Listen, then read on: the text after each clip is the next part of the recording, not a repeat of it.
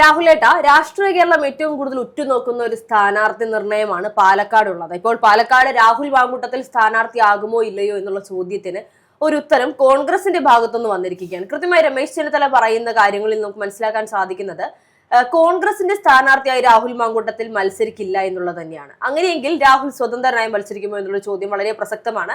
അതിനെ അനുകൂലിച്ചുകൊണ്ട് ഒരു കൂട്ടം ആളുകൾ രംഗത്ത് വരുന്നുണ്ട് എന്നുള്ളത് ഏറെ ശ്രദ്ധേയമായ ഒരു കാര്യം തന്നെയാണ്. രാഹുലിനെ കോൺഗ്രസ് തള്ളിക്കളഞ്ഞിരിക്കുകയാണ്. ഇനി കോൺഗ്രസിൽ നിന്നും തൽക്കാലം രാഹുൽ മത്സരിക്കില്ല. രാഹുലിന്റെ പതനം ആഗ്രഹിക്കുന്നവർക്ക് രാഹുൽ മാറിയിരുന്നാൽ ആ ഒരു പതനം സന്തോഷം നൽകും. അതുകൊണ്ട് രാഹുൽ തീർച്ചയായും ഉയർത്തെഴുന്നേറ്റ് വരണം എന്ന് പറഞ്ഞുകൊണ്ട് വളരെയധികം വലിയ മോട്ടിവേഷനൊക്കെയാണ് ഇപ്പോൾ സോഷ്യൽ മീഡിയയിലൂടെ രാഹുലിന് നൽകിക്കൊണ്ടിരിക്കുന്നത്. അല്ല, ഇതിനകത്ത് നമ്മൾ മനസ്സിലാക്കി കഴിഞ്ഞാല് രാഹുൽ മാങ്കൂട്ടത്തിന്റെ വിഷയം ഇന്നും സമൂഹ മാധ്യമങ്ങളിൽ നിറഞ്ഞു നിൽക്കുന്ന ഒരു വിഷയമാണ്.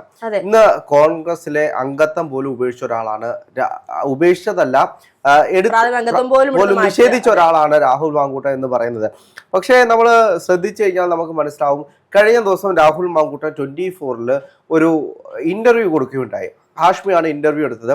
ആ ഇന്റർവ്യൂവിന് ശേഷം വലിയ രീതിയിലുള്ള ചർച്ചകൾ സോഷ്യൽ മീഡിയയിലും സമൂഹ മാധ്യമങ്ങളും രാഷ്ട്രീയ നിരീക്ഷകരും എല്ലാം ചെയ്തിരുന്നു. അതിൽ ഏറ്റവും കൂടുതലും ശ്രദ്ധേയമായിട്ടുള്ള കാര്യം ഇതൊരു പെയ്ഡ് ഇന്റർവ്യൂ ആണ്. എനിക്ക് തോന്നുന്നു ഷഹനാസ് ആണെന്ന് തോന്നുന്നു പത്രസമ്മേളനം വിളിച്ചതിന് ശേഷം ഇത് പെയ്ഡ് ഇന്റർവ്യൂ ആണ് എന്ന് പറയുന്ന രീതിയിലേക്ക് പോയത്. എന്താണെങ്കിലും അതിനുശേഷം എല്ലാവരും പറയുന്നത് ഇത് രാഹുൽ മാങ്കൂട്ടത്തിന്റെ ഒരു PR ആണ് എന്നാണ് എല്ലാവരും പറയുന്നത്. അല്ല, ഇവിടെ ഈ പറയുന്ന അഭിമുഖം നൽകുന്നതിന് പിന്നാലെ തന്നെ കുറെ ആളുകൾ പത്രസമ്മേളനം വിളിക്കുന്നു. പലരും മാധ്യമങ്ങളിൽ സോഷ്യൽ മീഡിയയിലൂടെ പലതും എഴുതിയിടുന്നു. അതും പലർക്കും സംശയത്തിന് വഴിവെച്ചിട്ടുണ്ട്. രാഹുലിനെ പറ്റി ഇന്നും പല ആളുകളും രാഹുലിനെ അംഗീകരിക്കുന്ന ഒരു വശമുണ്ട്, അല്ലെങ്കിൽ രാഹുലിനെ ചേർത്ത് നിർത്തുന്ന ഒരു സ്ഥിതി. ഇപ്പോൾ കോൺഗ്രസ് പാർട്ടിയിൽ നിന്നും രാഹുലിനെ പുറത്താക്കിയെങ്കിലും MLA സ്ഥാനം നിലനിൽക്കുന്നുണ്ട്. ഇപ്പോൾ കഴിഞ്ഞ ദിവസങ്ങളിൽ വലിയ ചർച്ചയായിരുന്ന ഒരു വിഷയമാണ് രാഹുലിനെ ജസ്റ്റിസ് കമ്മിറ്റി കൂടി പുറത്താക്കാൻ പോകുന്നു, അതിനെ കോൺഗ്രസ് എതിർക്കാൻ പോകുന്നു, UDF ഒറ്റക്കെട്ടായിട്ട് എതിർക്കാൻ പോകുന്നു എന്നുള്ള. അപ്പോൾ അതിൻ്റെ ഒരു കാര്യം ചോദിച്ചുകൊണ്ടാണ് മാധ്യമപ്രവർത്തകർ രമേശ് ചെന്നിത്തലയുടെ അടുത്തേക്ക് ചെല്ലുന്നത്.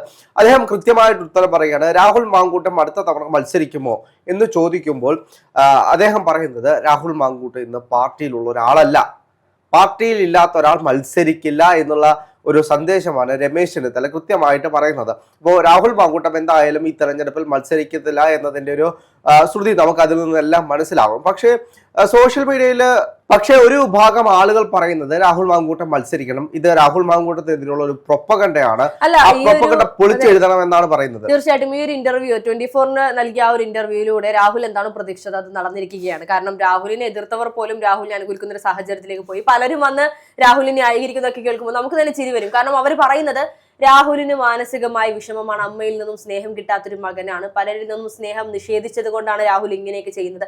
എന്തൊരു ബാലിശമായൊരു ന്യായീകരണമാണെന്ന് നോക്കണം. പല മുതിർന്ന മാധ്യമപ്രവർത്തകരൊക്കെ വന്നിരുന്നാണ് ഈ ഒരു കാര്യം പറയുന്നത്. അല്ല, ഇതിനകത്ത് നമ്മൾ അന്ന് 24 ഇന്റർവ്യൂ കൊടുത്തതിന്റെ പിറ്റേ ദിവസം റിപ്പോർട്ടർ ചാനലിൽ രാവിലെ അരുൺകുമാറിന്റെ ഒരു സംസാരമുണ്ടായിരുന്നു.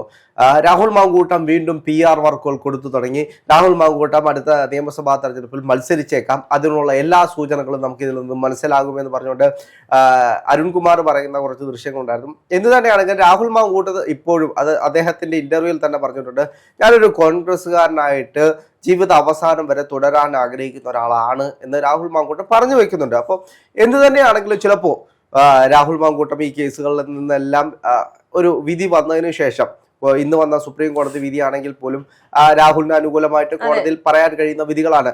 അപ്പോൾ ഇതെല്ലാം ചേർത്ത് വെച്ച് രാഹുലിന് ഒരു അനുകൂലമായിട്ടുള്ള വിധി കോടതിയുടെ ഭാഗത്തു നിന്ന് ഉണ്ടായി കഴിഞ്ഞാൽ തന്നെ ചിലപ്പോ നാളുകളിൽ കോൺഗ്രസ് രാഹുലിനെ തിരിച്ചെടുക്കാനുള്ള സാധ്യത. തീർച്ചയായിട്ടും നമ്മൾ തന്നെ പലപ്പോഴും ചോദിച്ചൊരു ചോദ്യം ഉണ്ടായിരുന്നു, 2026-ൽ രാഹുൽ മത്സരിക്കാൻ സാധ്യതയുണ്ടോ, അതോ 2026 സ്കിപ്പ് ചെയ്ത് സജീവമായ രാഷ്ട്രീയ പ്രവർത്തനത്തിലൂടെ 2031-ൽ കോൺഗ്രസിൽ തന്നെ, അതായത് നല്ല നടത്തിപ്പിനുള്ള അവാർഡൊക്കെ വാങ്ങി നല്ല നടത്തിപ്പിനുള്ള സർട്ടിഫിക്കറ്റോട് കൂടി കോൺഗ്രസിൽ തിരിച്ചു ചെന്ന് 2031-ൽ അദ്ദേഹം നിയമസഭാ തെരഞ്ഞെടുപ്പിൽ മത്സരിക്കുമോ എന്നൊരു ചോദ്യം നമ്മൾ പോലും സംശയിച്ചിരുന്നു എന്നുള്ളതാണ്. പക്ഷേ അദ്ദേഹം 2026-ൽ തന്നെ മത്സരിക്കണം. വെറും 100 വോട്ടോ 1000 വോട്ടോ 10,000 വോട്ടോ മാത്രമാണ് അദ്ദേഹത്തിന് ലഭിക്കുന്നതെങ്കിലും അത്ര ആളുകൾ അദ്ദേഹത്തെ സപ്പോർട്ട് ചെയ്യുന്നുണ്ട് എന്ന് അദ്ദേഹം മനസ്സിലാക്കണമെന്നൊരു മോട്ടിവേഷൻ സോഷ്യൽ മീഡിയയിലൂടെ വരുന്നുണ്ട്. അത് തികച്ചും തെറ്റായിട്ടുള്ള കാര്യമാണ്. ഇപ്പൊ രാഹുൽ മാങ്കൂട്ടം കോൺഗ്രസിൽ നിൽക്കുന്ന കാലം വരെ, അല്ലെങ്കിൽ കോൺഗ്രസ്സുകാരനായിട്ട് നിലനിൽക്കുന്ന കാലം വരെ ഈ കോൺഗ്രസ്സുകാരുടെ സപ്പോർട്ട് ഉണ്ടാവും.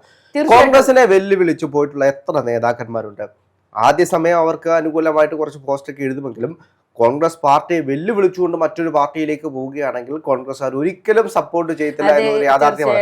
രാഹുൽ പക്ഷെ ഒരിക്കലും കോൺഗ്രസിനെ വെല്ലുവിളിച്ചുകൊണ്ട് പുറത്തു പോകില്ല. രാഹുൽ കോൺഗ്രസിൽ നിന്നും സ്വതന്ത്രനായി മത്സരിക്കുകയാണെങ്കിൽ, ഇപ്പോൾ പാർട്ടി തന്നെയാണ് അദ്ദേഹത്തെ പുറത്താക്കിയിരിക്കുന്നത്, അദ്ദേഹം മത്സരിക്കുകയാണെങ്കിൽ കൃത്യമായി അദ്ദേഹത്തിന് വേണ്ടി വോട്ട് ചോദിക്കാൻ ഇന്ന് കോൺഗ്രസിൽ സജീവമായി നിൽക്കുന്ന പ്രവർത്തകർ തന്നെ ഇറങ്ങുമെന്നുള്ളത് യാഥാർത്ഥ്യമാണ്.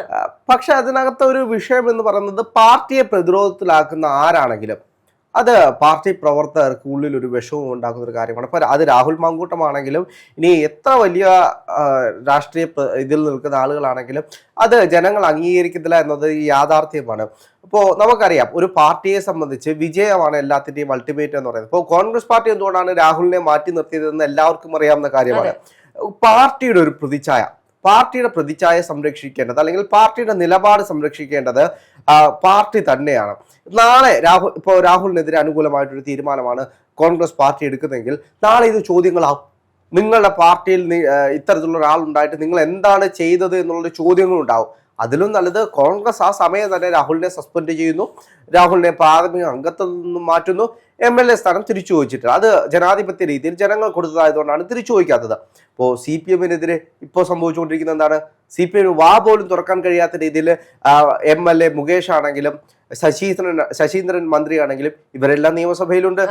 ഇത് CPM-നെ നല്ല രീതിയിൽ അലട്ടുന്ന ഒരു വിഷയമാണ്. നമുക്കറിയാം ആന്റണി രാജുവിന്റെ വിഷയം തന്നെ. ഇതെല്ലാം പ്രതികൂലമായിട്ട് CPM-നെ ബാധിക്കുമെന്നൊരു സത്യമാണ്. കടകംപള്ളി സുരേന്ദ്രൻ, അതെ, ഇത് പ്രതിച്ഛായ സംരക്ഷിക്കാൻ വേണ്ടിയിട്ടാണ് രാഹുലിനെ ഇപ്പോൾ മാറ്റി നിർത്തിയിരിക്കുന്നത്. എൻ്റെ ഒരു കണക്കുകൂട്ടലനുസരിച്ച് ഈ വർഷം എന്തായാലും രാഹുൽ മാങ്കൂട്ടം മത്സരിക്കുന്നില്ല.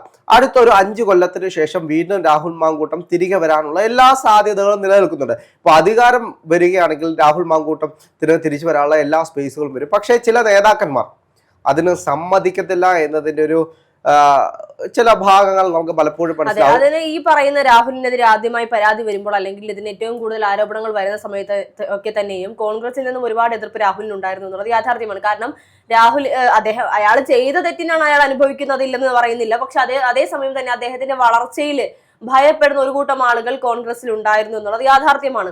പെട്ടെന്നൊരു ദിവസം സജീവമായി രാഷ്ട്രീയത്തിലേക്ക് വരുന്നു, ചാനൽ ചർച്ചകളിലൂടെ അത്രയും മുഖമാകുന്ന ഒരു വ്യക്തി പിന്നീട് എല്ലാവരും പറഞ്ഞിട്ടുള്ളതാണ്. പക്ഷെ നമ്മൾ മനസ്സിലാക്കേണ്ട ഒരു കാര്യമുണ്ട്, പാർട്ടി കോൺഗ്രസ് ആണ്, എല്ലാവർക്കും വ്യത്യസ്ത അഭിപ്രായങ്ങളാണ്. നാളെ ചിലപ്പോൾ രാഹുൽ മാങ്കൂട്ടത്തിനെ ഒരു 5 കൊല്ലത്തിന് ശേഷം ചിലപ്പോൾ സ്വീകരിച്ചു എന്നിരിക്കും. ഇപ്പോൾ ഈ നിമിഷം ആരും രാഹുലിനെ സപ്പോർട്ട് ചെയ്യത്തില്ല എന്നതൊരു യാഥാർത്ഥ്യമാണ്. കാരണം വരാൻ പോകുന്ന നിയമസഭാ തെരഞ്ഞെടുപ്പ് പാർട്ടിയെ സംബന്ധിച്ച് അത്രയും ജീവൻ മരണ പോരാട്ടമാണ്. ആ പോരാട്ട സമയത്ത് ചെറിയൊരു ചലനം പോലും പാർട്ടിയെ നശിപ്പിക്കുന്ന രീതിയിൽ ഉണ്ടായിക്കഴിഞ്ഞാൽ അത് വലിയ വിപത്തുണ്ടാക്കുമെന്ന് എല്ലാവർക്കും അറിയാം. അതുകൊണ്ട് വലിയ വിഷയങ്ങൾ ഉണ്ടാകാൻ പോകുന്ന സബ്ജക്റ്റുകളെ പാർട്ടി കൃത്യമായിട്ട് അന്വേഷിച്ച് അതിന് മറുപുറം കണ്ടെത്തി മാത്രമേ പോകൂ. കാരണം കോൺഗ്രസ് പാർട്ടിയെ സംബന്ധിച്ച് 10 കൊല്ലമായിട്ട് അധികാരമില്ല.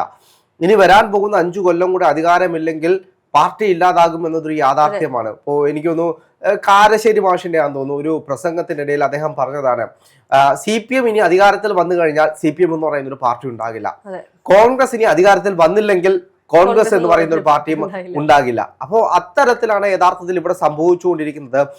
CPM ആണെങ്കിൽ ഭരിച്ച് അതിന്റെ അങ്ങേ തലക്കെത്തി, കോൺഗ്രസ് ആണെങ്കിൽ ഭരണമില്ലാതെ അധികാരം നഷ്ടപ്പെട്ട് അതിന്റെ ഇങ്ങേ തലക്കിലെത്തി. അപ്പൊ 2 തലക്കിൽ നിൽക്കുന്ന ആളുകളാണ്. അപ്പോ തിരിച്ച് അധികാരത്തിലേക്ക് വരിക എന്നതാണ് കോൺഗ്രസിന്റെ അൾട്ടിമേറ്റ് ലക്ഷ്യം. അപ്പൊ രാഹുൽ മാങ്കൂട്ടത്തിനെപ്പോലുള്ള ആളുകളെ, കാരണം വ്യത്യസ്ത അഭിപ്രായങ്ങളാണ് ഓരോ നേതാക്കന്മാർക്കും. ആശയം ഊന്നിപ്പിടിക്കുന്ന ആളുകളുണ്ട്, വിപ്ലവം ഊന്നിപ്പിടിക്കുന്ന ആളുകളുണ്ട്, അങ്ങനെ ഓരോ കാര്യങ്ങളും ഊന്നിപ്പിടിക്കുന്ന ആളുകളുണ്ട്. ഇതിനെ ബിസിനസ് ആയിട്ട് കാണുന്ന നേതാക്കന്മാരുണ്ട്. അപ്പോൾ ഇതിനെല്ലാം വ്യത്യസ്ത അഭിപ്രായങ്ങളാണ് ഈ കോൺഗ്രസ് പാർട്ടിക്കുള്ളത്. പാർട്ടിയിലെ നേതാക്കന്മാർക്ക് വരെ വ്യത്യസ്ത അഭിപ്രായങ്ങളാണ് ഓരോ വിഷയത്തിലും ഉള്ളത്. അതുകൊണ്ട് തന്നെ ചില നേതാക്കന്മാർക്ക് രാഹുൽ മാങ്കൂട്ടത്തിനോട് അത്രയ്ക്ക് അടുപ്പമില്ല എന്നൊരു യാഥാർത്ഥ്യമാണ്. രാഹുൽ തിരികെ വരുന്നതിനോടും യോജിപ്പില്ല, രാഹുലിനെ പോയ വഴിക്ക് വിടുക. പക്ഷേ യുവത്വം തുളമ്പുന്ന ചില ആളുകൾക്ക് രാഹുലിനോട് ഭയങ്കര ഇഷ്ടമാണ്, ആരാധനയാണ്. അതിന്റെ പ്രധാനപ്പെട്ട കാരണം എന്ന് വെച്ച് കഴിഞ്ഞാൽ രാഹുൽ ഒരു വിപ്ലവ വീര്യമുള്ളൊരു നേതാവായിരുന്നു. രാഹുലിന്റെ സംസാര ശൈലിയാണെങ്കിലും ഒറ്റയടിക്ക് എതിരാളിയെ അടിച്ചു വീഴ്ത്തുന്ന രീതിയിലായിരുന്നു രാഹുലിന്റെ സംസാരങ്ങൾ.